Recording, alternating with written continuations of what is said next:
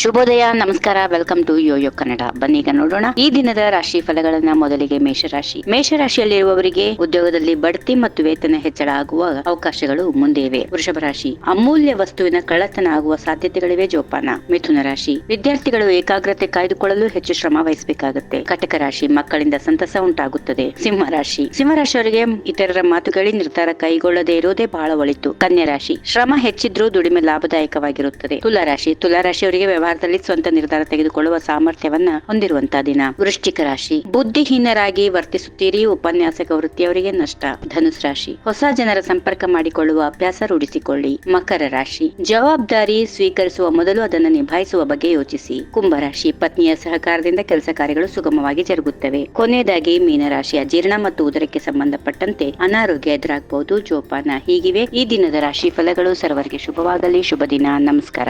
ಈ ವಿಡಿಯೋ ನಿಮಗೆ ಇಷ್ಟವಾದಲ್ಲಿ ಲೈಕ್ ಮಾಡಿ, ಶೇರ್ ಮಾಡಿ, ಸಬ್ಸ್ಕ್ರೈಬ್ ಮಾಡಿ.